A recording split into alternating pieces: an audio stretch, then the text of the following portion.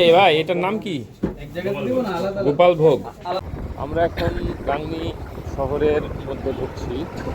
এই যে আমাদের হাবিব ভাইয়ের হার্ডওয়্যারের দোকান, হাবিব ভাই নাই। তো আমাদের গাংনী শহরটা কিন্তু অনেক সুন্দর হয়ে গেছে। এর প্রধান কারণ হচ্ছে একটা মানে প্রশস্ত রাস্তা, এখানে বাস স্ট্যান্ড বলা হয় আমাদের।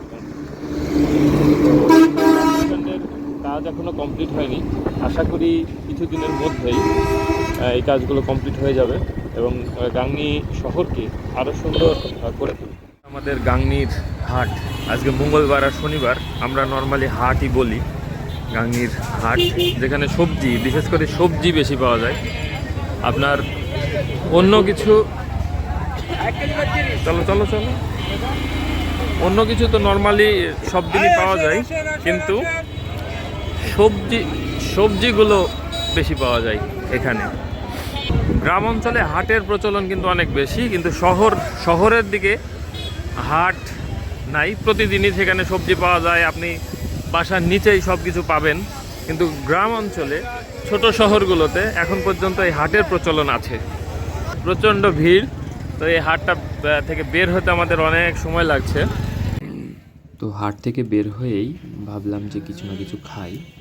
তো খাওয়ার কথা মাথায় আসলে হঠাৎ করে আজকে মনে হলো যে আজকে মোগলাই খাবো। তো মোগলাই খাওয়ার জন্য একটা রেস্টুরেন্টে গেলাম, আমাদের এখানে যে রেস্টুরেন্ট আছে।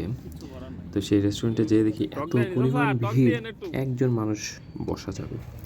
তো এত কষ্ট করে খেতে আমার ইচ্ছা করে না, তাই চলে আসলাম রাস্তার পাশেই আমাদের হোন্ডার শোরুম ঠিক অপোজিটে এক মামা ফুচকা, চটপুটি এগুলো বিক্রি করে। তো এখানে আসলাম, এগুলো খাবো। আমরা দুজন ছিলাম, দুজন নিয়েছি, একজন মানুষ বসার জায়গা ছিল। তো চটপটি খাওয়ার পরে আমরা আবার গেলাম মিষ্টি খেতে, মিষ্টির দোকানে। আমাদের এখানকার নাম করা মিষ্টি, অনেক মিষ্টি। আর মিষ্টি চটপটি খাওয়ার পরে একটু মিষ্টি মুখ না করলে খাওয়া দেখলে কি হয়? আমাদের খাওয়া দেখলে অনেকের জলে। ভাই আমাদের এই যে এইটা দেন, এটা পিস কত করে? খাবো, হ্যাঁ। আমি তাড়াতাড়ি আসতে বল, সিঙ্গাপুর থেকে। বাড়ি আয়, এত লেট করলে হয়? কত টাকা? 200 টাকা দেন ভাই। লেট করলে সমস্যা তো।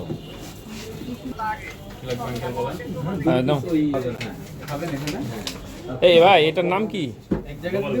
গোপাল ভোগ। আরে গোলাপ জামুন কোনটা? ও আচ্ছা আচ্ছা।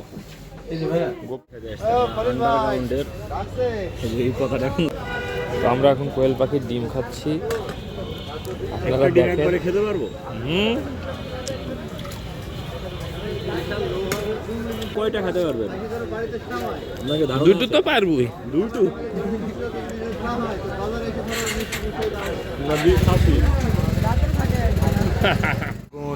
আজকে গাংনী বাজারে ছিলাম, তো গাংনী বাজার থেকে এখন আবার বাড়ির উদ্দেশ্যে চলে যাব।